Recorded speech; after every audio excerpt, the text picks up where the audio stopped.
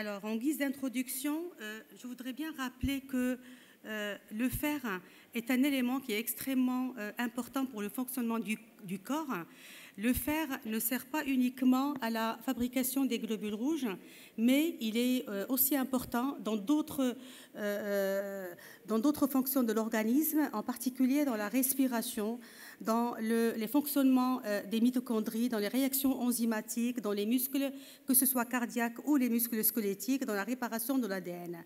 Pourquoi j'en parle? C'est par rapport au fait qu'une patiente ou un patient qui a une carence en fer peut se plaindre de certains symptômes, même en l'absence d'anémie, même s'il n'a que la carence en fer, il va présenter des symptômes du genre céphalée, palpitations, fatigue, asthénie, du fait justement de la carence en fer. Je voudrais aussi rappeler le cycle du fer en commençant d'abord par l'apport, les apports qui sont assurés par l'alimentation. L'alimentation va apporter en moyenne quotidiennement 15 mg par jour de fer et parmi ces 15 mg, 1 à 2 mg par jour seront absorbés. Donc une partie, on va dire minime, va être absorbée et cette partie qui va être absorbée, elle va rejoindre le pool plasmatique du fer qui est, et ça c'est très important, essentiellement alimenté par la dégradation des globules rouges. Et donc c'est un cercle qui est fermé, dégradation des globules rouges au niveau de la rate par les macrophages, libération du fer qui va aller au niveau du plasma et qui va être fixé au niveau de la transférine. La majeure partie va aller encore une fois fabriquer des globules rouges, une partie va aller au niveau des muscles et une partie va être stockée sous forme de ferritine au niveau du foie.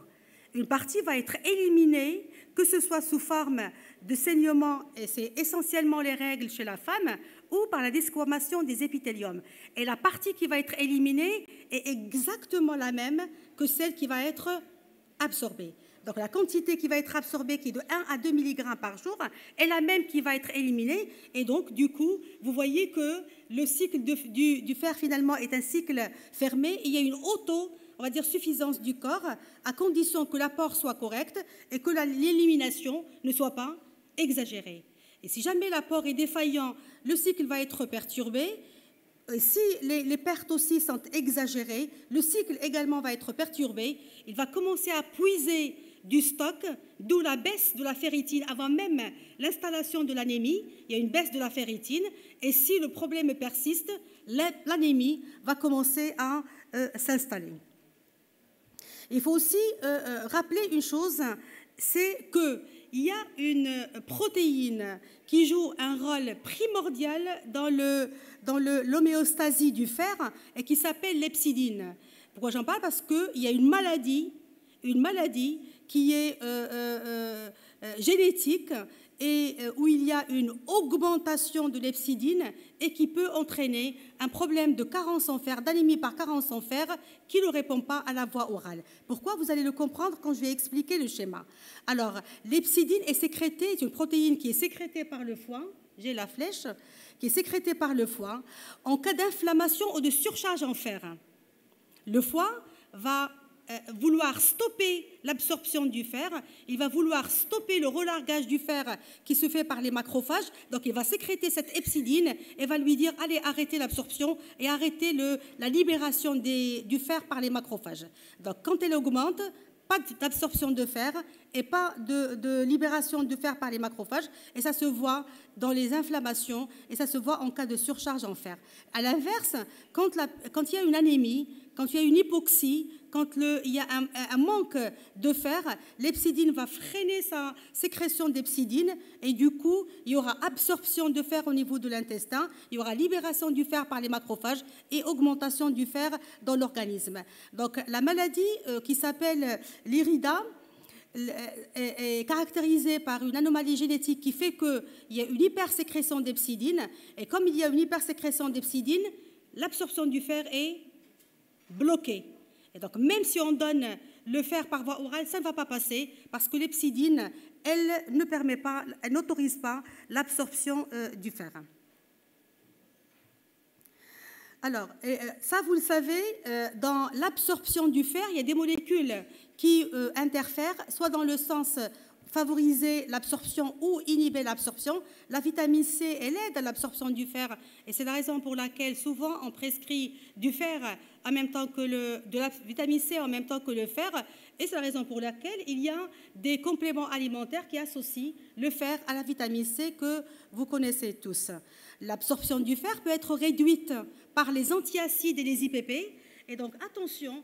Des fois, on voit des prescriptions de fer et en même temps des antiacides ou des IPP avec, parce que le fer, il peut donner des épigastralgies. On se dit, on va associer l'IPP pour justement soulager le patient. Non, ce n'est pas une bonne prescription parce que ça va empêcher l'absorption du fer. Pareil, le thé, le café, le chocolat chaud, tous contiennent du polyphénol qui empêche l'absorption du fer. De même que les produits laitiers, parce qu'il y a du calcium dedans qui empêche l'absorption du fer, et même les boissons au cola empêchent l'absorption du fer. Donc il faut faire très attention à ces produits, dont on ne va pas dire qu'il faut les bannir complètement, mais il faut en réduire la consommation et surtout il faut les éloigner par rapport à la prise du fer, parce qu'on ne peut pas enlever tout ça, et la personne, elle va devoir quand même boire quelque chose. Alors, comment déterminer la carence en fer? Bien entendu, avant de traiter, il faut être sûr qu'il y a une carence en fer. Ça, on en a parlé déjà hier, mais je rappelle qu'il y a une définition de l'anémie par l'OMS inférieure à 13 chez l'homme, inférieure à 12 chez la femme et inférieure à 11 chez l'enfant. Mais j'ai dit hier, ça c'est le grand enfant, mais en fait, il faut voir en fonction de l'âge, parce que inférieur à 13 chez le nouveau-né, c'est une anémie qui, à la naissance, a normalement 18 d'hémoglobine. Alors, une fois qu'on a l'anémie, il faut en voir les caractéristiques, et c'est le volume globulaire moyen qui doit être, c'est une anémie qui doit être hypochrome microcytaire pour penser au fer.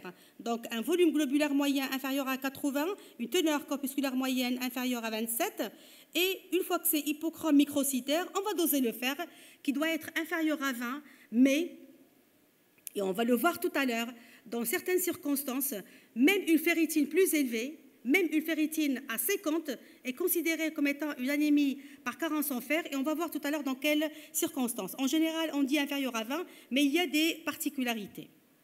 Alors, donc, soit qu'on a la personne a une carence en ferritine avec anémie, soit que la personne a une carence en fer, mais sans anémie. Et ça aussi, ça mérite d'être traité. On a des ferritines basses, mais la personne n'est pas encore au point de développer une anémie. Ou alors, la troisième situation, on a une anémie qui est hypochrome microcytaire, mais avec une ferritine normale, voire même élevée. Et c'est pourtant une carence en fer. Ça se voit essentiellement dans des situations d'inflammation. Et donc, comment faire la part des choses?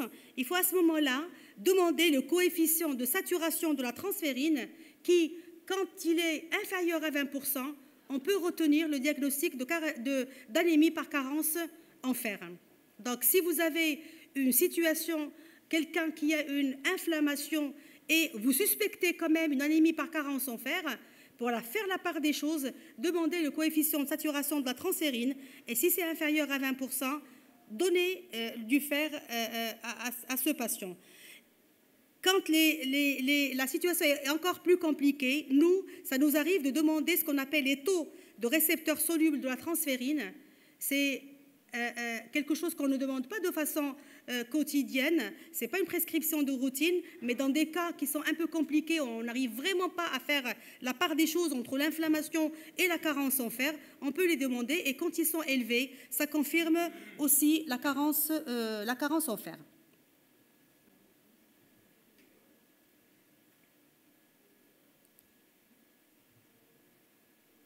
Alors, excusez-moi, parce que là,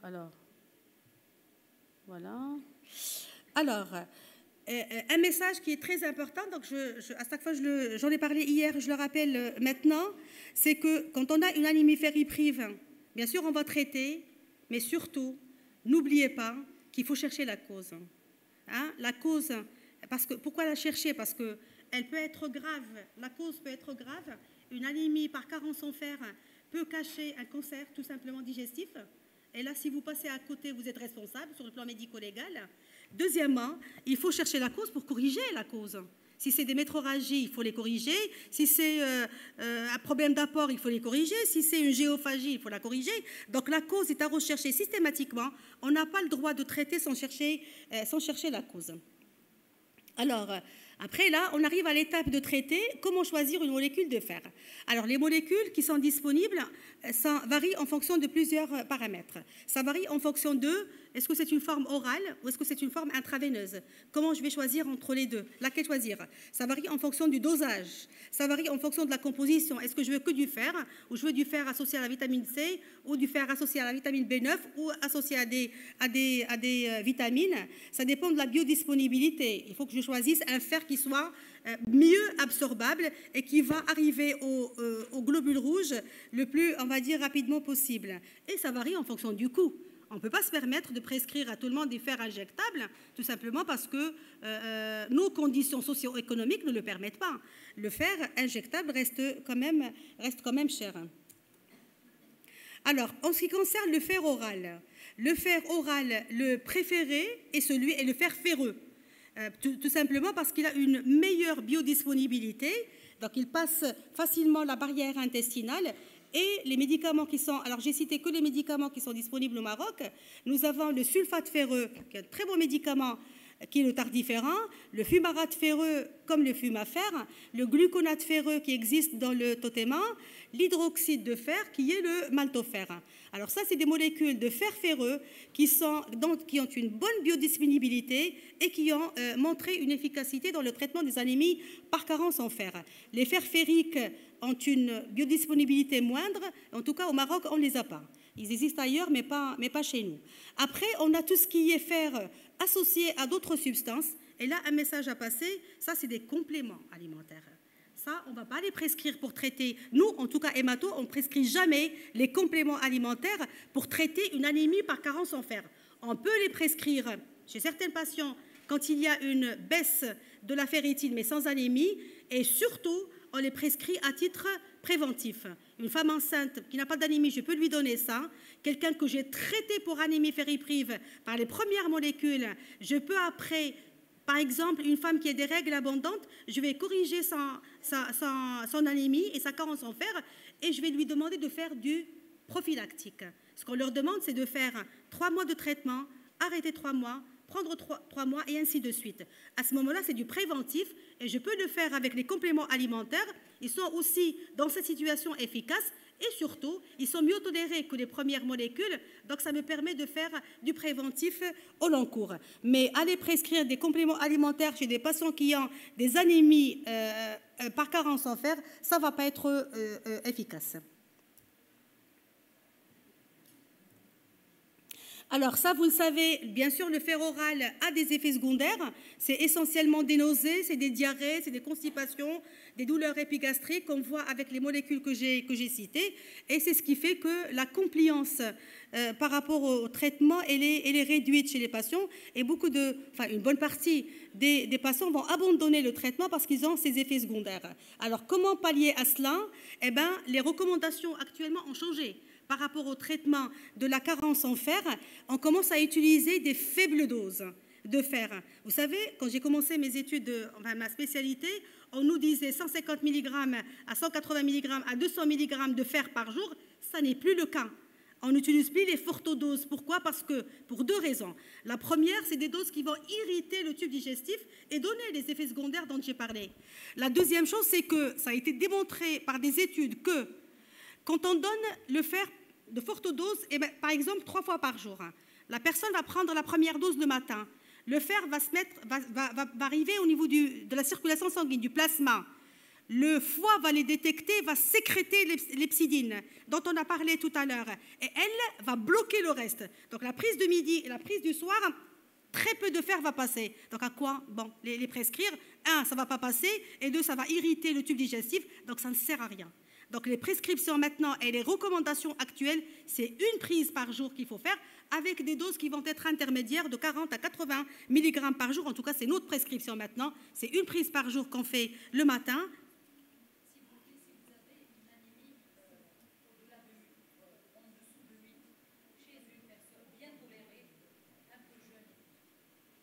Pareil. Ce que je suis en train de dire, ça s'applique sur ce profil aussi. Une prise par jour. C'est ce qu'on fait là. C'est ce qu'on fait. Alors pour moi, ma prescription, c'est une prise par jour. Absolument. Voilà, c'est 4 mois de traitement. Et après, s'il en faut encore, ben, on va prolonger, on va rajouter 2 mois encore. D'accord? Alors, ce que je fais, par exemple, dans mes prescriptions, vous allez trouver généralement 2 comprimés de fumafère. Le fumafère, c'est 60 mg. Donc, 2 comprimés, ça fait 120 mg par jour. Et c'est tout. Et c'est pendant 4 mois, voire 6 mois s'il le faut. Et bien sûr, en corrigeant la cause. Parce que le problème, c'est quoi? C'est qu'on traite généralement les patients et on ne fait pas attention à la cause. Si elle a des métrorragies, il faut aller voir pourquoi. Si elle a un stérilé, il faut l'enlever.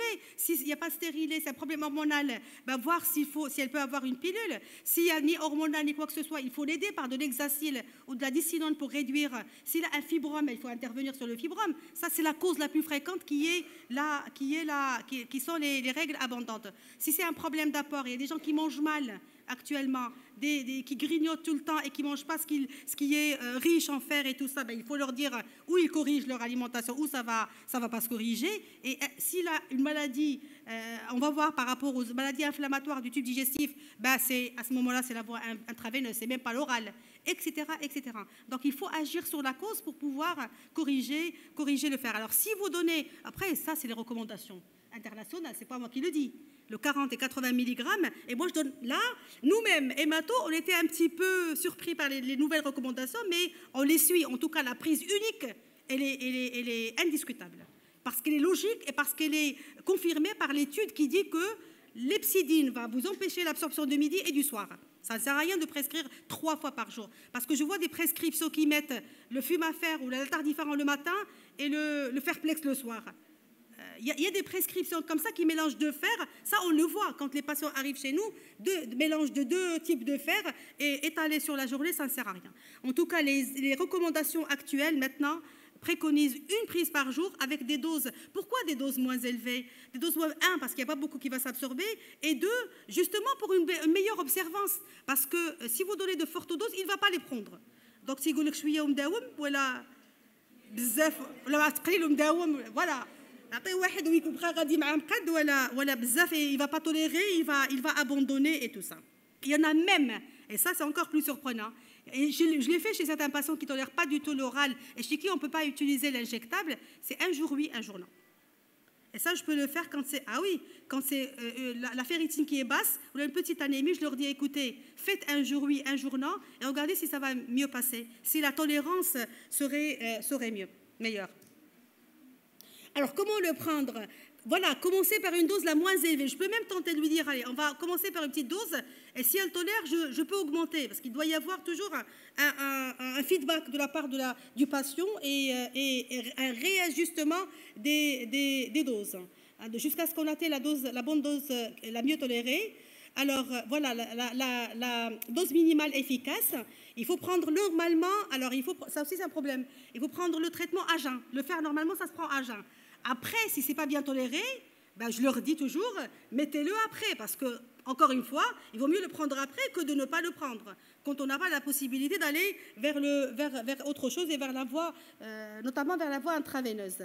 Alors, voilà. Alors, s'il tolère mal, on peut se permettre de... Alors, il est sous tardiféran, par exemple, on va passer au fumafère, ou là, on va passer au maltofère. On peut changer les molécules jusqu'à ce qu'on trouve celle qui soit la mieux tolérée, et surtout, pour une bonne tolérance, une bonne acceptance du traitement, et on peut opter pour la prise alternative, c'est-à-dire 1 jour sur 2, comme je l'ai expliqué. Voilà, ça c'est la voie orale. Après, on va passer à la voie injectable. Ah là, j'ai des... Alors, la voie injectable, l'avantage, c'est que ça corrige rapidement et ça permet une administration d'une grande dose rapidement. Donc, la correction, elle va être rapide. Bien sûr, la compliance, il n'y a pas de souci parce que c'est en intraveineux. Il n'y a pas le souci des effets intestinaux. Le désavantage, c'est que c'est une perfusion. Ça doit se faire en hôpital de jour. Il faut une surveillance. Ça n'est jamais fait au niveau des cabinets. Ça, on est d'accord. Jamais, parce que si jamais il fait un choc anaphylactique ou une hypersensibilité, vous êtes responsable là aussi. Donc c'est au niveau des hôpitaux, au niveau des cliniques, et parce qu'il y a un risque, il est très rare, un risque de réaction d'hypersensibilité, et le fer injectable peut donner aussi une hypophosphatémie, mais qui est exceptionnellement symptomatique, on va dire. Alors, les fers injectables qui sont disponibles, il y a le carboxymaltose ferrique, c'est le fer inject, et puis les complexes d'hydroxyde ferrique qui sont les autres, le Venofer, le Fermed, le IV-Fer, l'Encifer, etc. Le fer inject, c'est des flacons de 500 mg et on ne doit pas dépasser 1000 mg et c'est one shot, donc une prise, mais on peut la refaire une semaine après, on peut la refaire. Et il faut savoir qu'il est contre-indiqué chez l'enfant de moins de 14 ans. On ne donne pas le fer inject si la personne est âgée de moins de 14 ans.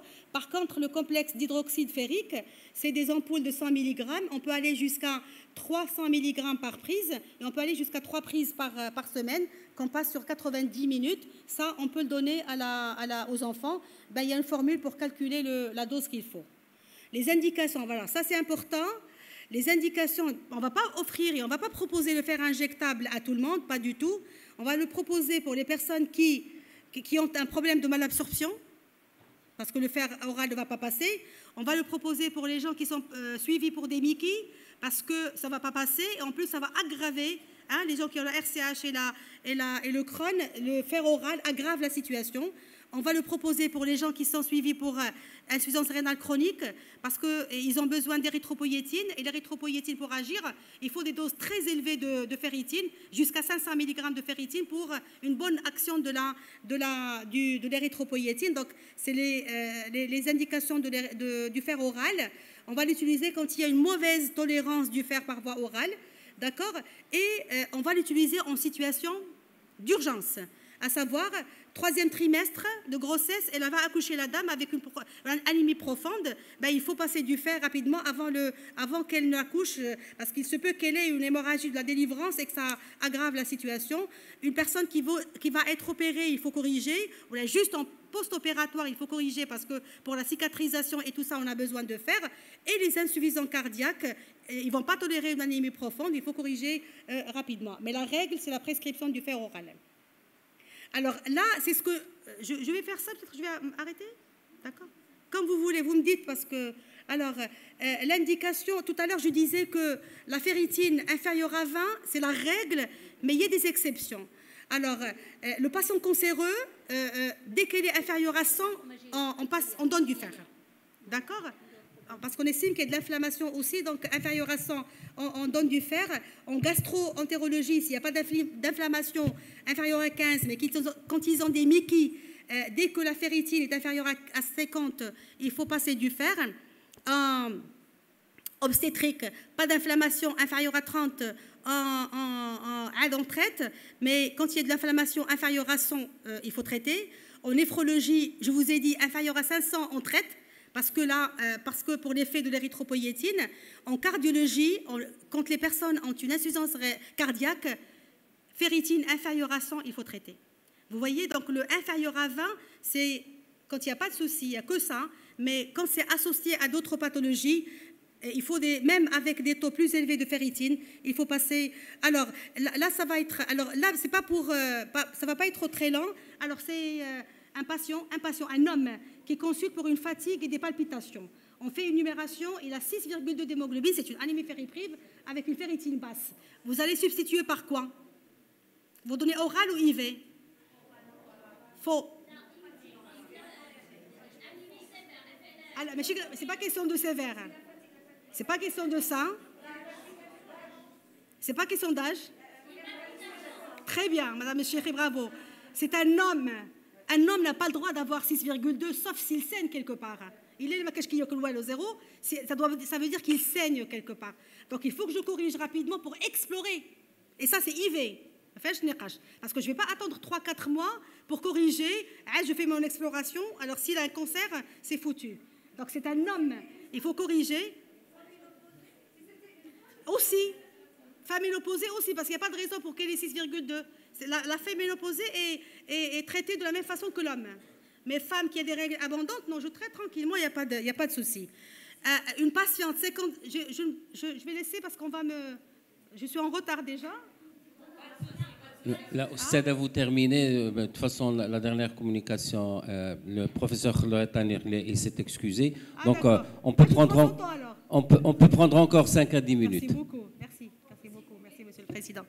Alors, c'est une patiente, 56 ans, qui est suivie pour une RCH. Hein, depuis 2 ans, numération, elle a une anémie, 9,4 modérée, elle est hypochromicrocytaire, elle a une ferritine à 40. Parce que c'est un Mickey. Il y a de l'inflammation, on avait dit inférieur à 50. Alors, vous allez la traiter comment? Oral ou IV? Très bien, parce qu'on a dit que tout ce qui est Mickey, il ne faut surtout pas donner l'oral parce que ça va aggraver la situation. Donc, on va la traiter IV.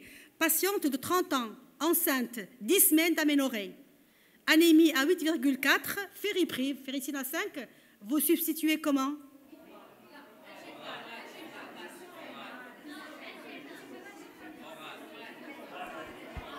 Lèche, pourquoi oral?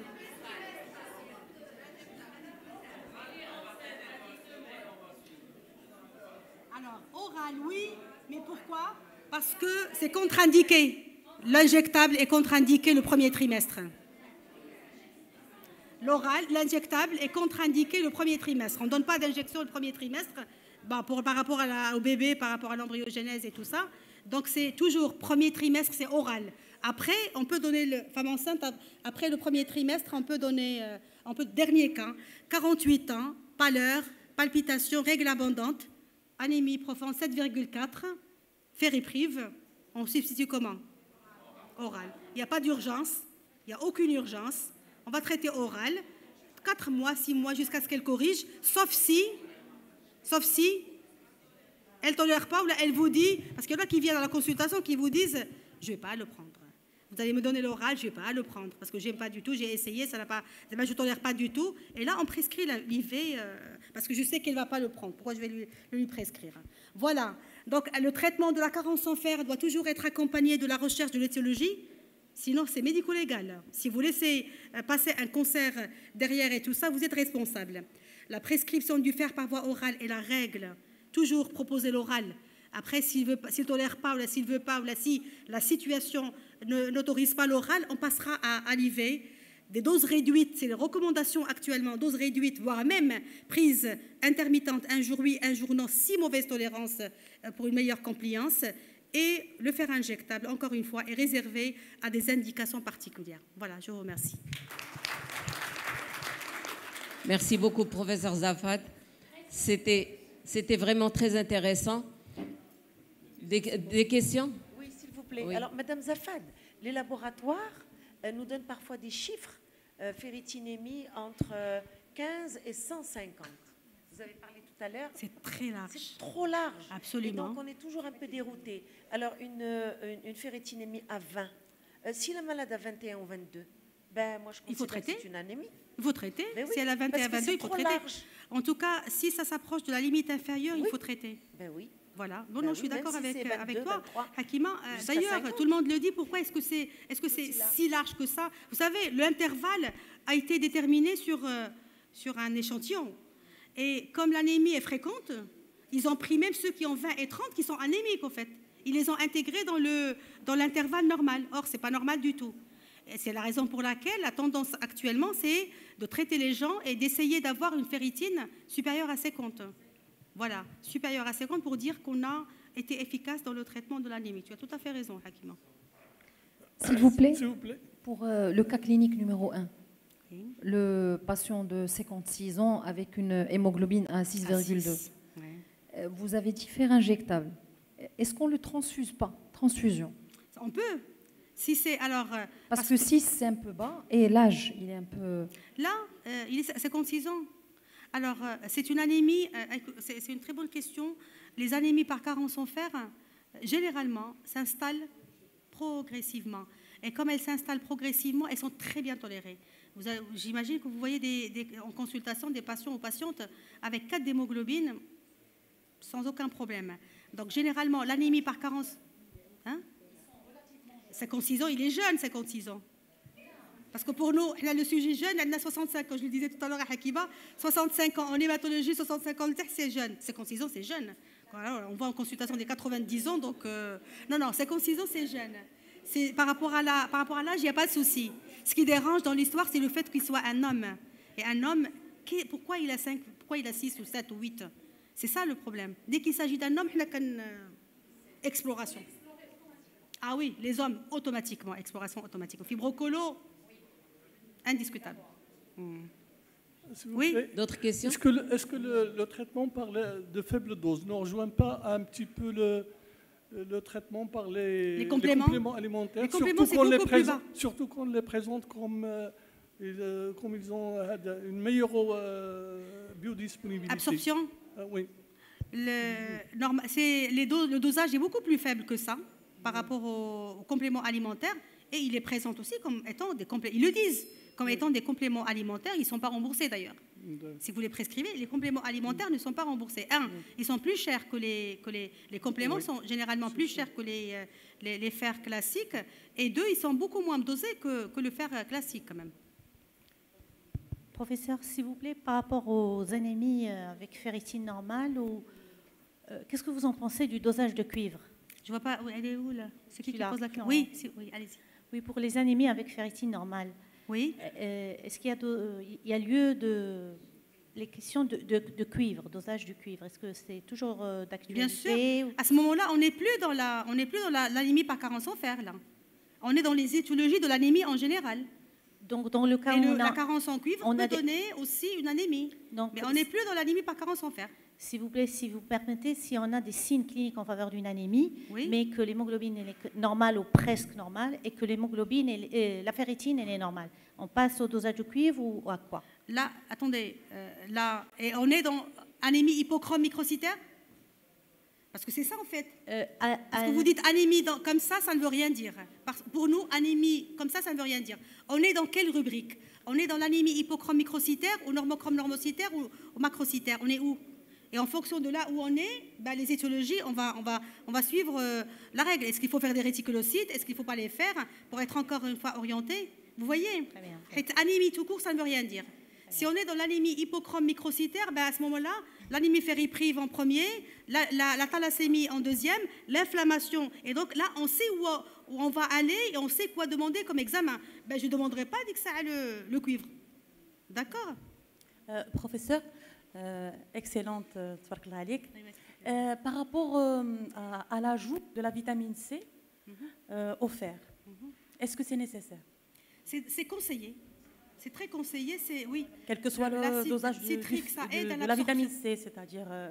Alors, soit vous la rajoutez, soit sous forme de comprimé. Là, généralement, je leur demande de prendre des jus. Des jus d'orange, des oranges, des kiwis. Voilà, je ne prescris pas beaucoup le fer comprimé. Je préfère ce qui est naturel. Mais la vitamine C, ça aide à l'absorption du fer. Très bien.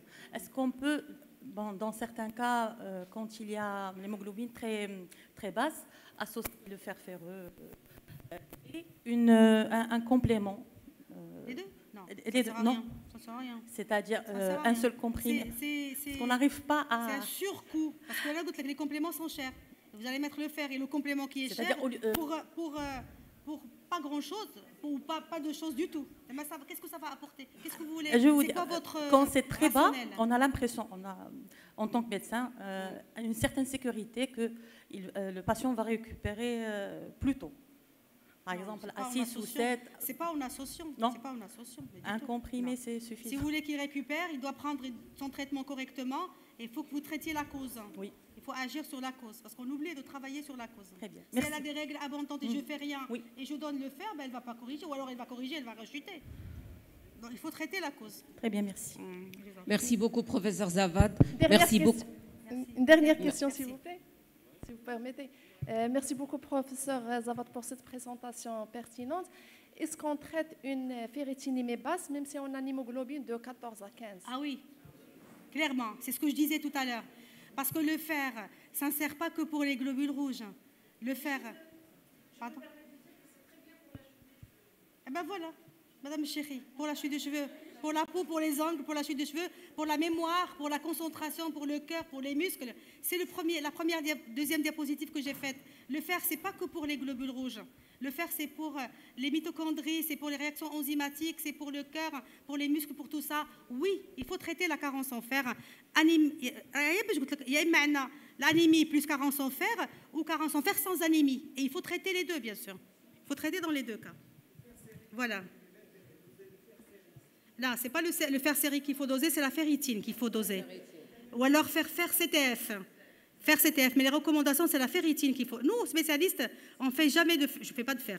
Je fais ferritine. Et quand j'ai un problème, un doute, le coefficient de saturation de la transférine, ça aide beaucoup. Parce que si c'est inférieur à 20, on est dans la carence en fer. Si c'est supérieur, c'est pas ça. On est dans l'inflammation ou autre chose.